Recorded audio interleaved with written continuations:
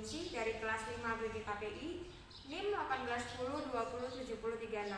Nah, pada kesempatan kali ini saya akan membuat sebuah video mengenai praktik layanan konseling yang mana di dalamnya terdapat beberapa layanan ataupun beberapa teknik yang akan kita praktekkan. Tidak usah lama-lama, yuk kita lihat videonya.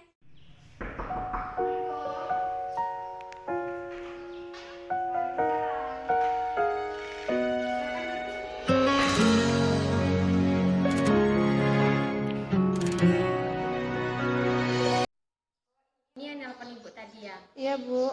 Kalau boleh Ibu tahu ini dengan siapa namanya? Perkenalkan, nama saya Leona Aurelia, alamat tempat tinggal saya Desa Playang Raya, umur saya 20 tahun. Oh, Playang Raya tadi ya, yang dekat pom bensin itu. Iya, di atas pom bensin, lebih tepatnya tuh di atas minimarket Harry. Gimana perjalanannya tadi ke sini? Alhamdulillah sedikit macet lampu merah. Biasa, Bu, lampu merah. Ya. Selalu macet. Jadi ini apa boleh Ibu tahu keperluan Lona untuk datang ke konseling gitu? Jadi gini, Bu, saya tuh tentunya saya datang karena saya ada masalah. Terutama masalah saya itu adalah stres pasca kuliah daring. Emang sih kuliah daring ini memberatkan mahasiswa, apalagi seperti saya, mahasiswa yang udah semester 5, yang sedikit lagi mau skripsi, itu otomatis banyak sekali penelitian-penelitian yang ingin saya selesaikan. Apalagi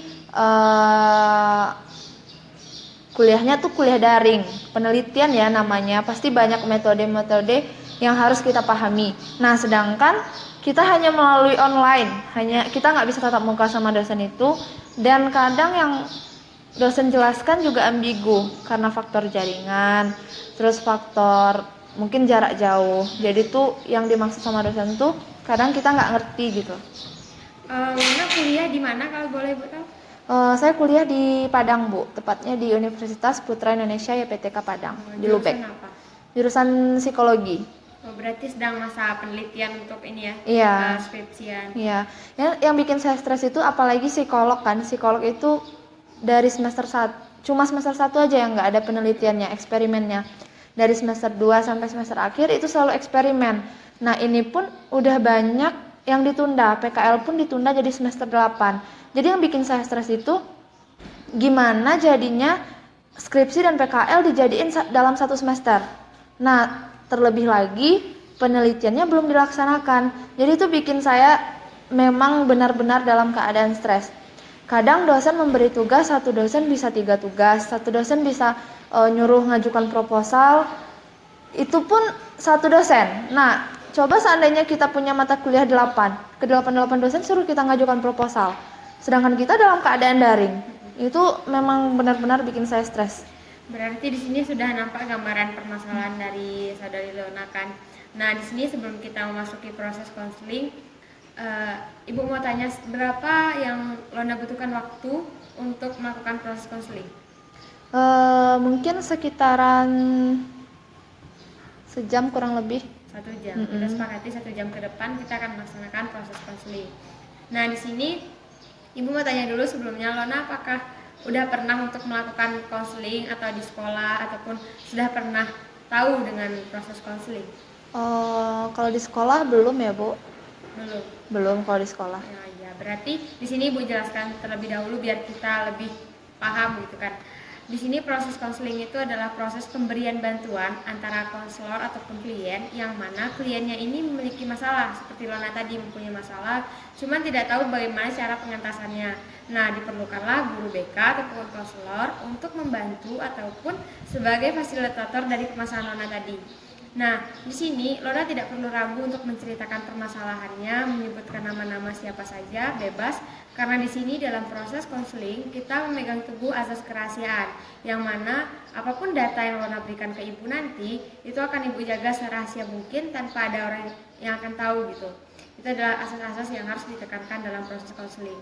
Nah, tujuan konseling itu sendiri bagaimana? Membantu klien tersebut untuk keluar dari masalahnya dan mencari solusi terbaik untuk kliennya. Tetapi tergantung lagi keputusan ada di tangan klien, bukan di tangan seorang konselor. Konselor hanya sebagai fasilitator di sini. Nah, di sini kita sudah sepakati tadi kan, 1 jam ke depan Lona akan mengikuti proses konseling. akan mengikuti proses dengan aktif dalam kegiatannya, sukarela dan terbuka untuk menceritakan masalahnya. Nah, gambarannya udah terlihat permasalahan tadi. Lalu apa yang Lona ingin ceritakan ke Ibu selaku konselor? Ya, yang mau saya ceritakan yaitu Bu, sesuatu yang membuat saya terganggu. Mungkin karena penyakit yang berbahaya di dunia ini ya stres. Stres itu selalu menimbulkan penyakit-penyakit yang tidak kita inginkan. Kadang orang itu sehat walafiat, tapi karena faktor dia stres, banyak aja penyakit yang dia rasa gitu Bu. Dan saya ngerasa di semester ini emang benar-benar berat buat saya. Karena ya itu saya bilang tadi, apalagi mata kuliah saya psikologi, itu semuanya eksperimen dan penelitian. Dan itu tuh memang harus terjun ke lapangan baru kita bisa mendapatkan, oh penelitian ini hasilnya, oh eksperimen ini terbukti gini. Tapi kalau secara bayang membayang, kita hanya membuat laporan dan kita membayangkan hasil penelitian kita, itu saya rasa membuat saya tuh makin nggak paham ini materinya kayak gimana gitu. Dan yang bikin saya bingung sekarang, mungkin karena terlalu banyak penelitian yang ditunda, praktek yang ditunda, mungkin itu yang menyebabkan PKL-nya diundur jadi semester 8 karena belum siap terjun ke lapangan, karena praktek pun belum maksudnya tuh belum mencoba melakukan gitu. Tapi kalau seandainya kuliah tatap muka pasti selalu masuk ke labor. Nah, ini kuliahnya jarak jauh, hanya secara online. Jadi belum matang untuk magang di tempat orang lain gitu.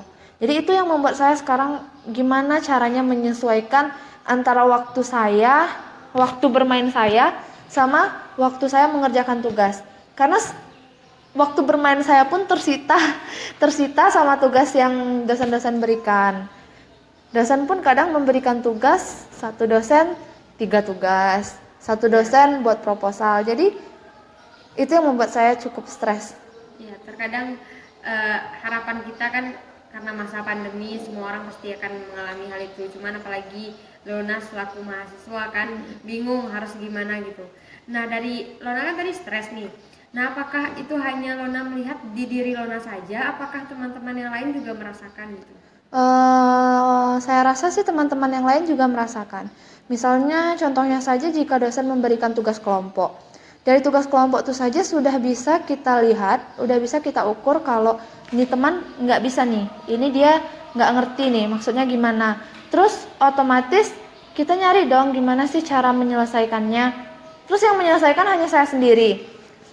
Dan teman-teman yang lain pun mau ngerjain saya nggak percaya, karena dari yang dia kerjain itu dia nggak paham. Saya mau paham atau nggak paham juga terpaksa saya ngerjain. Dan nanti cuma dengar dari dosen, oh ini revisi, salahnya di sini nih, saya perbaiki lagi. Bahkan ada yang satu laporan, satu dosen saya udah revisi sekitar 4 kali. Itu karena apa? Karena dia menyuruh mencari hasil penelitian, sedangkan di mata kuliah itu ada prakteknya. Gimana caranya kita mencari hasil penelitian sedangkan kita belum mencoba untuk mempraktekkannya. Nah, itu yang membuat saya benar-benar stres, dan teman-teman saya juga mungkin stres untuk masa pandemi ini kan. Jadi berarti Lona ini membuat laporan tanpa ada melakukan seperti diberitahu dulu, oh ini caranya gini, langsung dikasih penelitian gitu. Kalau caranya ada, misalnya kayak gini nih, dosen ini memberikan kita 5 jurnal. Kalau dalam psikologi biasanya jurnalnya itu nggak ada jurnal berbahasa Indonesia, semuanya berbahasa Inggris. Jadi otomatis kita terjemahkan dulu ke bahasa Indonesia, baru kita baca, oh ini jurnalnya tentang apa. Nah, dari jurnal tersebut kan otomatis ada variabelnya, instrumennya, dan ada cara-cara gimana caranya dia ini melakukan sebuah penelitian dan hasil penelitiannya. Terus kita itu disuruh sama dosen itu review jurnal tersebut. Nah, nanti disuruhlah sama dosen itu cari tema, gimana variabelnya, terus penelitian yang akan kalian bawa nanti. Nah, kayak gitu. Sedangkan hanya itu saya sudah benar-benar bingung. Karena memang sih dosen ada memberikan kayak contoh jurnal acuan, jurnal yang udah benar. Karena biasanya jurnal-jurnal luar, apalagi Amerika, itu otomatis itu sudah uji cobanya udah akurat, udah benar. Kalau di Indonesia sih biasanya kan UI, UGM, ITB itu pasti benar. karena akurat. Tapi walaupun sudah ada contohnya, tapi kalau kita secara daring ini emang susah, rumit sekali. Apalagi memahami sebuah penelitian tanpa kita melakukan penelitian tersebut. Tapi sejauh ini kan Lona stres nih dengan adanya banyak tugas, proposal, dan lain sebagainya. Nah, apakah Lona masih tetap melakukannya atau bagaimana? Mau gimana ya, tetap harus dilakukan. Tugas itu tetap harus dikerjakan. Kadang sering malas-malasan, udahlah nanti aja lah ngerjainnya, udahlah besok aja lah, deadline-nya kan masih 3 hari lagi. Dan saya sering ngerjain tugas, misalnya deadline-nya besok nih jam 10, malam ini saya ngerjainnya. Karena saking malas dan saking stres. Nah, makanya saya sering nunda-nunda tugas. Tapi jika BM saya naik, saya nggak bad mood, pasti saya kerjain tugas itu langsung. Jadi tugasnya nggak numpuk-numpuk. Berarti kalau memang bad mood itu adalah penyakit mahasiswa sekali kan. Kalau bikin tugas, kalau belum besok dikumpul belum mau untuk buat gitu. Nah, sejauh ini apa sih Lona udah usaha apa untuk menghilangkan stres ini gitu? Udah coba ke ini atau udah coba saya kayak gini Bu atau gimana? Ataupun nanya ke teman gitu, kalian gini juga nggak sih gitu? Atau aku aja gitu?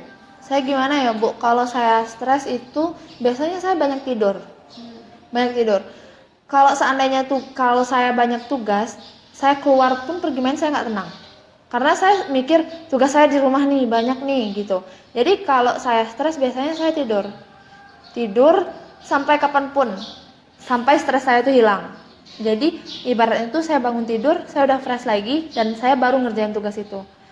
Tapi kalau saya stres biasanya saya jarang mau pergi jalan-jalan jarang. Tapi kalau seandainya tugas saya udah selesai, baru saya tenang pergi jalan. Saya nggak mikir lagi nih, oh di rumah ada tugas gitu. Tapi kalau seandainya tugas saya udah beres semuanya, udah itu, baru saya pergi main keluar, traveling atau apapun itu. Tapi kalau stres saya banyak tidur. Banyak tidur ya berarti.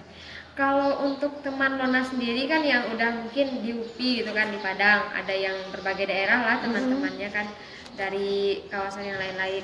Nah itu ada nggak pernah cerita ke Lona kayak Lona aku tuh kayak gini juga gitu, gimana menurut kamu kayak gini nggak gitu, kamu kayak gitu juga nggak, terus tipsnya apa sih, atau kayak Lona kita tuh harus kayak gini gitu, ada nggak Lona udah temuin teman yang seserver kayak gitu?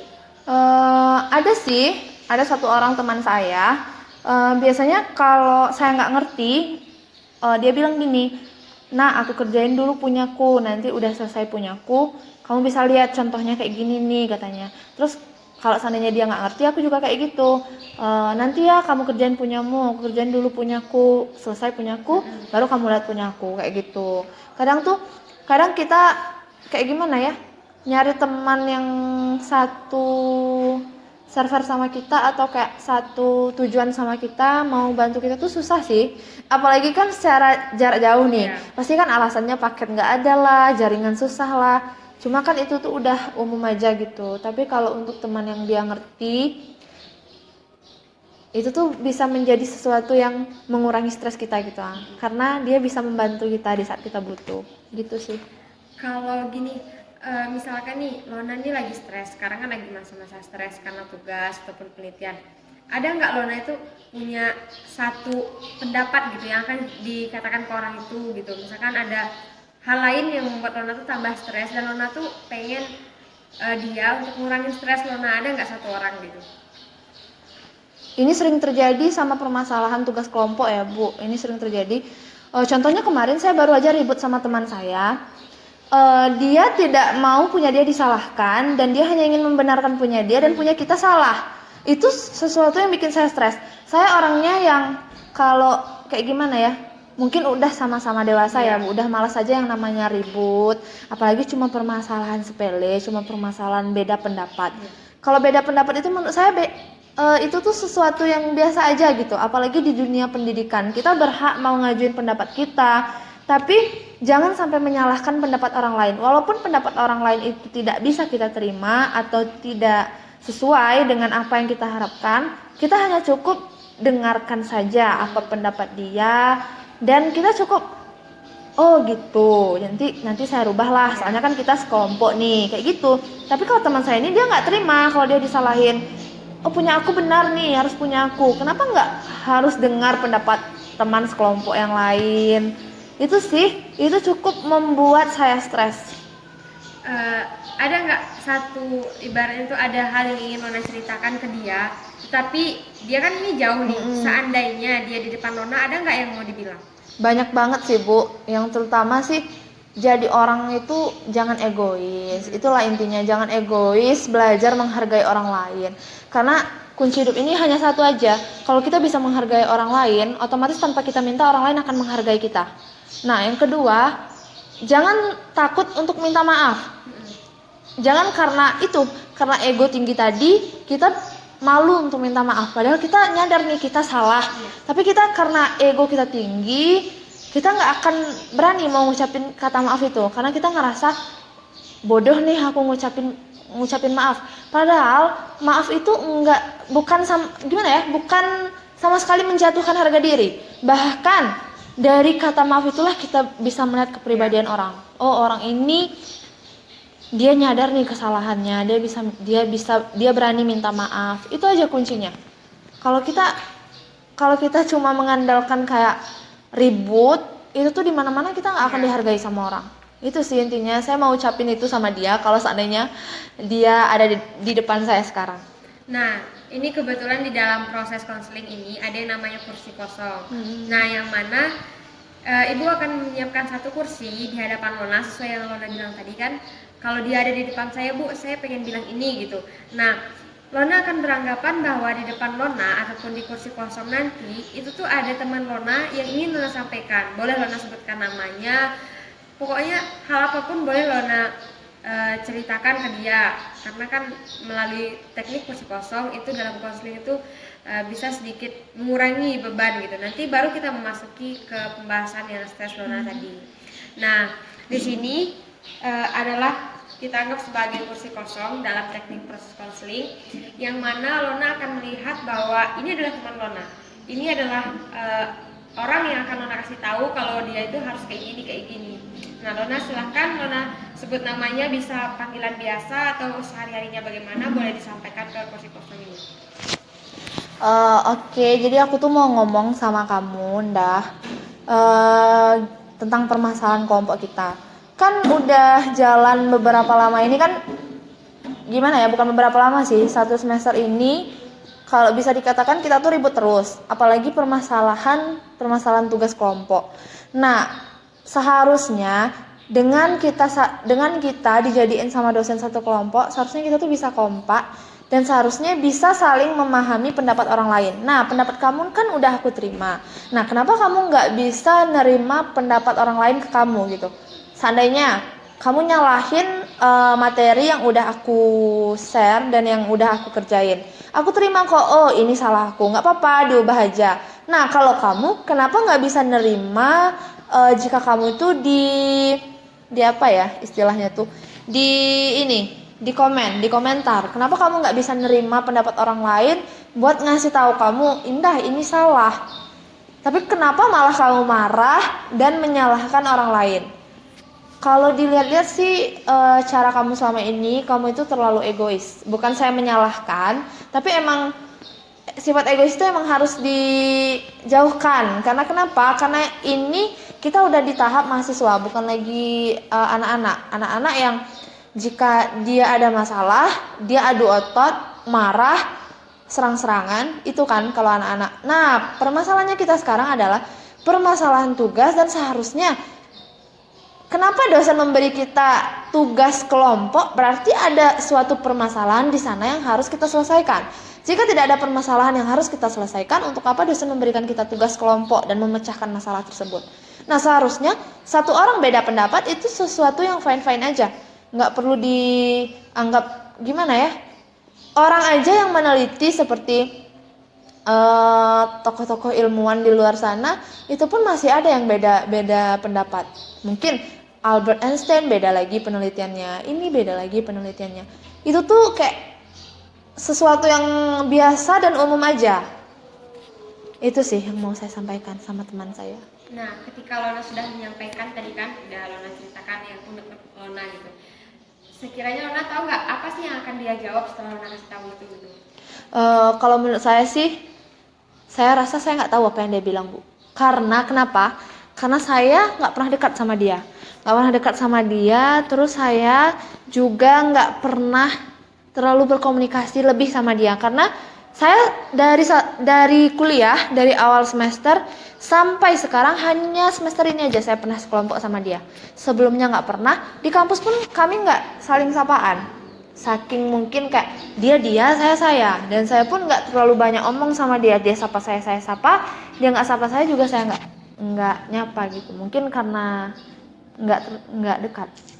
Begitu. Iya. Berarti sudah termasuk apresiasi Lona udah mau Iya. ngomong. Terkadang kan di dalam teknik kursi kosong ini orang tahu apa yang akan dia jawab gitu. Nah di sini setelah melakukan kursi kosong tadi, ini sudah kita tutup kursi kosongnya. Ketika kita tahu tadi Lona udah bilang kalau permasalahannya ke ini Bu, ke yang namanya siapa tadi?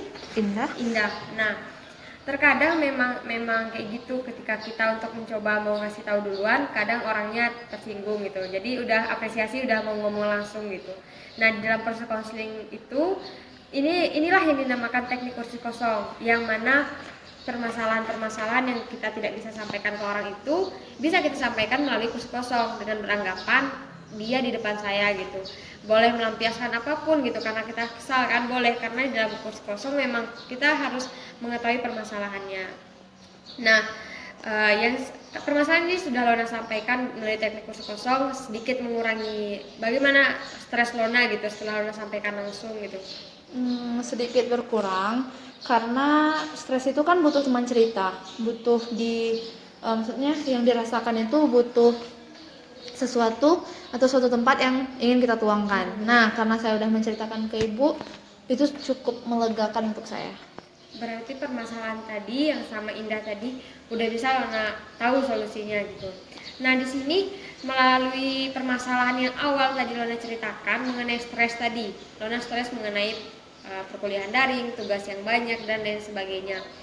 Ada nggak sih satu hal yang udah Lona lakuin untuk mengurangi stres ini gitu? Satu hal untuk mengurangi stres sih, saya nggak ambil pusing, Bu. Apapun itu permasalahannya diselesain aja, diikuti aja alurnya. Stres pasti stres, nggak ada kan manusia yang nggak stres, apalagi untuk mahasiswa. Kita sih kalau permasalahan stres kita kan nggak muluk-muluk, nggak ada masalah keuangan, nggak ada masalah ekonomi, itu kan udah nggak ada libatnya ke situ. Tapi melibatkan tentang otak, berkuras, waktu habis, apalagi kan kalau ngetik laporan itu sampai begadang sampai tengah malam, itu kan ngurangi jam tidur, kadang bangun pun subuh kan, jadi makanya kayak stres aja gitu Bu. Kadang kayak gimana lah cara menjelaskannya tuh, stres karena tugas. Ya, kadang ibu juga pernah merasakan hal itu di kala waktu kuliah dulu. Cuman kita harus tetap semangat, tetap optimis dengan cita-cita kita, apa yang kita harapkan ke depannya harus kita kejar, karena kan semua butuh usaha dan doa gitu.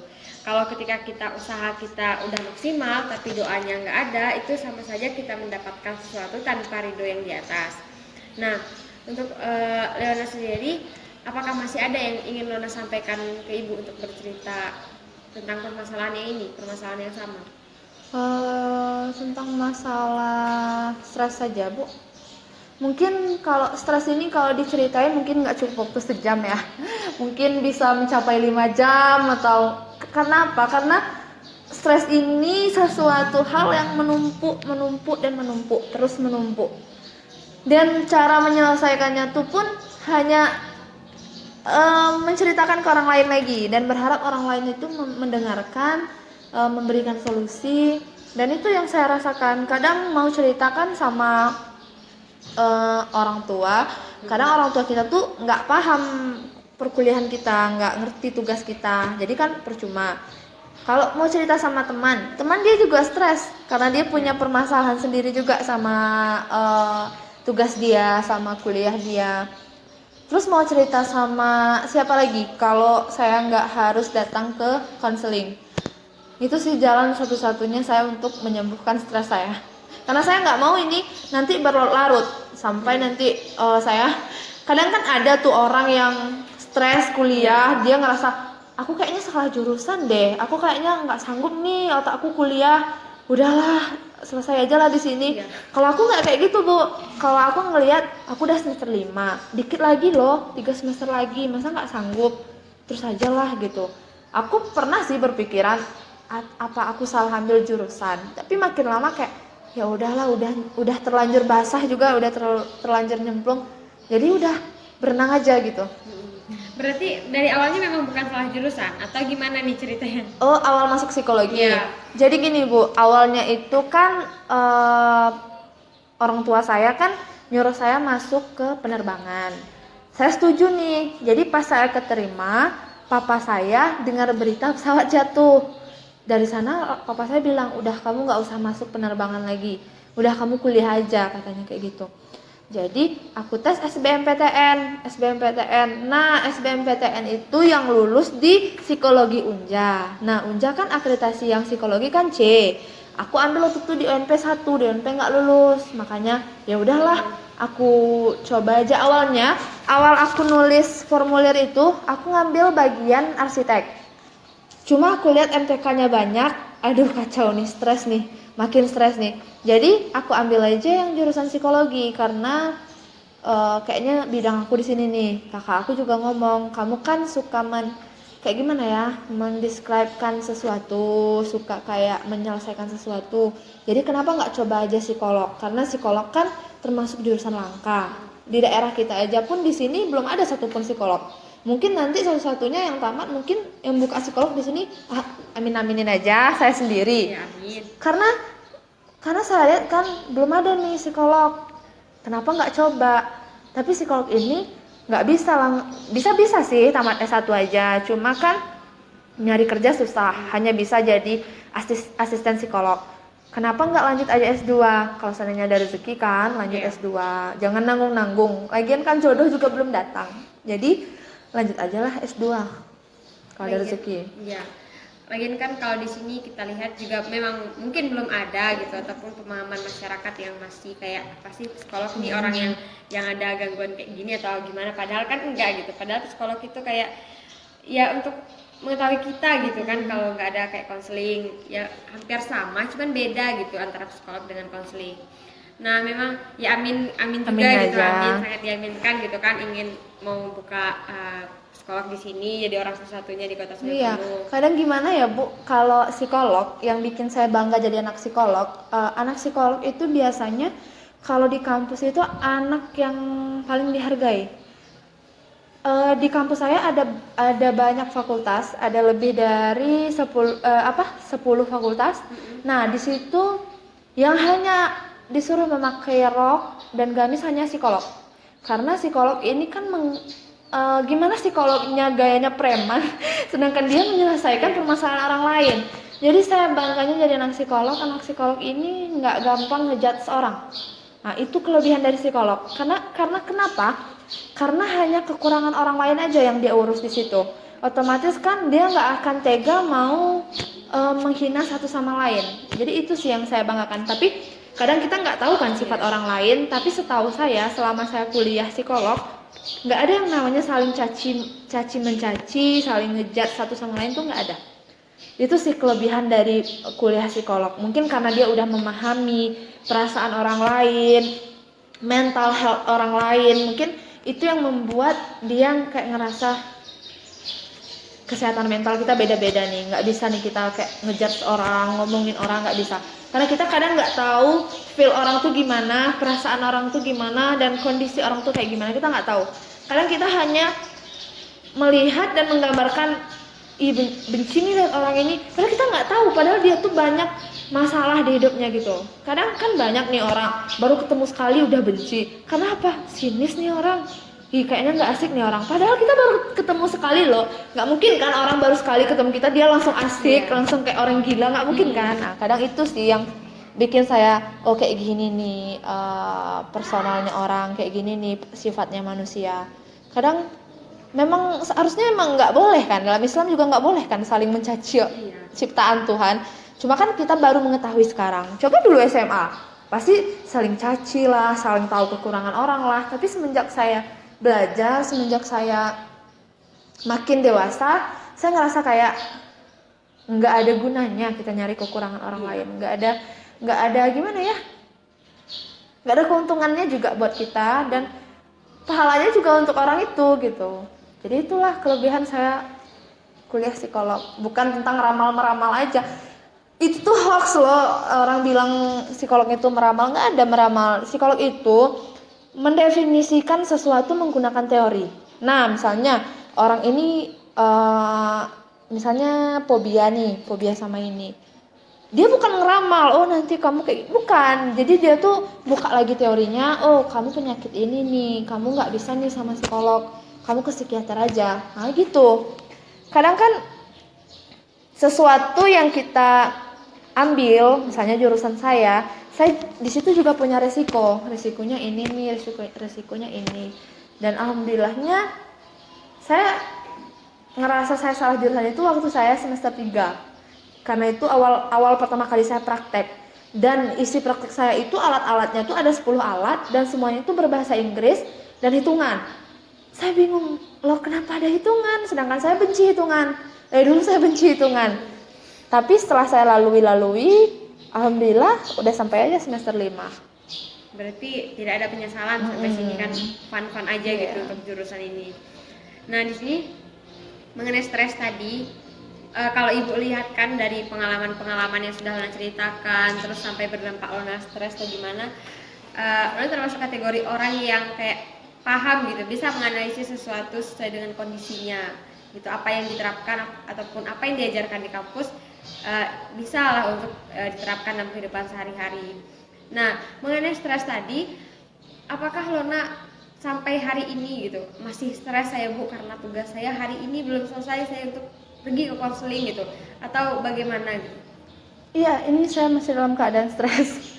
Masih dalam keadaan stres karena ada 3 lagi laporan belum diselesaikan, dan ada 1 penyelesaian penelitian kualitatif itu harus menyelesaikan coding dan bab 1. Nah, untuk pengodingan itu yang membuat saya stres maksimal, karena pengodingan kan kita harus mengurutkan angka dan menyesuaikan sama kata yang kita singkat. Jadi itu yang membuat saya benar-benar stres untuk menyelesaikan bab 1 awal penelitian kualitatif. Berarti emang sedang masanya sekarang untuk konseling ini ya.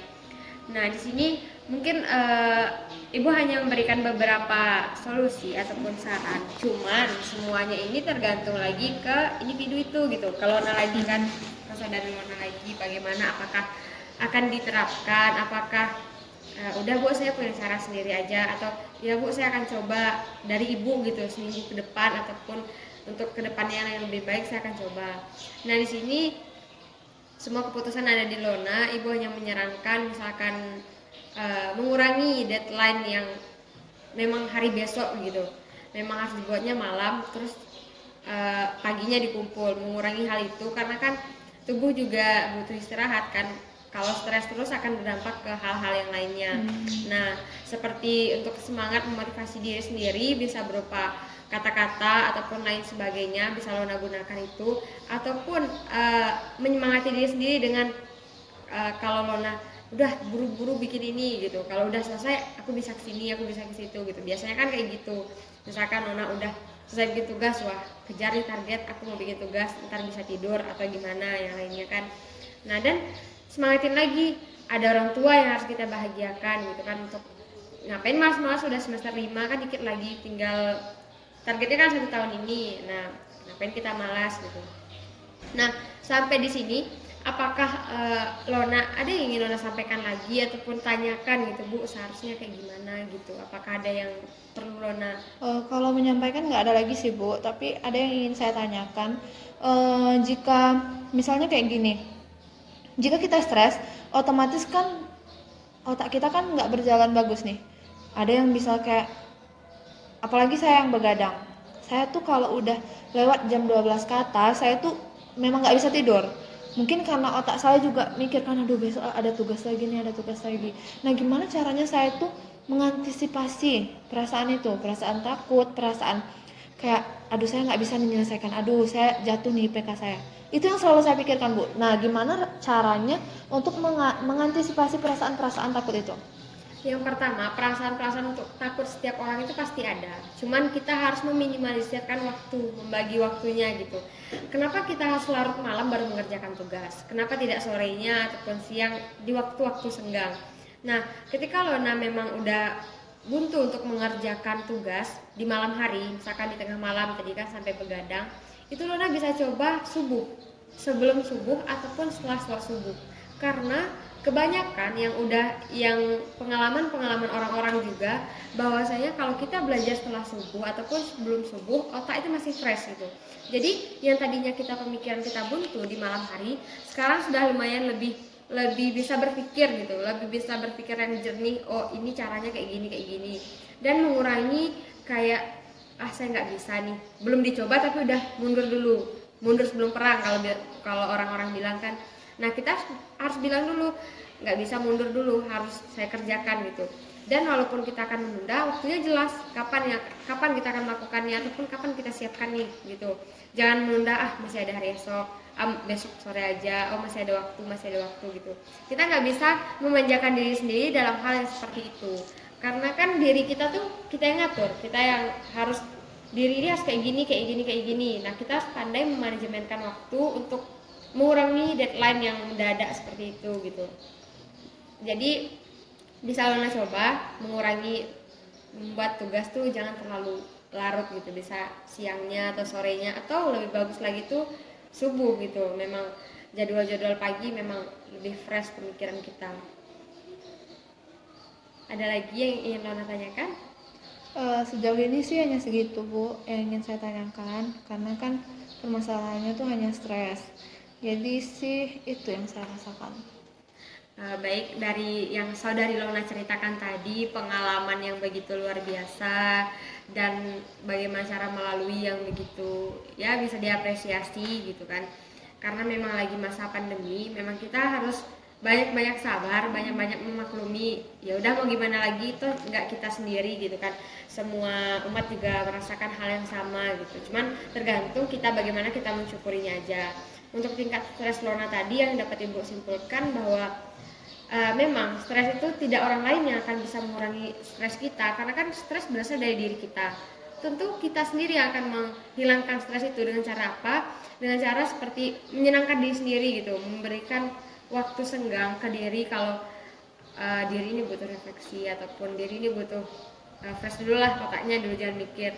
Jadi bisa melakukan beberapa hal yang Lona sukai untuk menghindari stres berkepanjangan. Karena kan nggak bagus juga kalau stres kepanjangan, nanti kan terganggu hal-hal lain gitu kan, seperti kuliah-kuliah yang lain.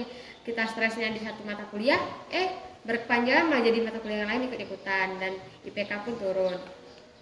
Nah, di sini kalau Lona tidak ada yang Lona ingin ceritakan lagi, di sini ada yang namanya dengan konseling lanjutan. Lona bisa menemui Ibu kapan saja, bisa melalui atur jadwalnya dulu di WhatsApp ataupun telepon, bisa juga kita atur jadwalnya apakah kapan kita akan melakukan konseling lanjutan. Kita bisa atur waktunya. Nah, di sini mungkin itu saja yang dapat Ibu berikan ke Lona gitu kan, dari hal yang Lona ceritakan. Semoga dapat mengurangi lah gitu. Lona sendiri bagaimana perasaannya gitu setelah bercerita panjang lebar tadi gitu?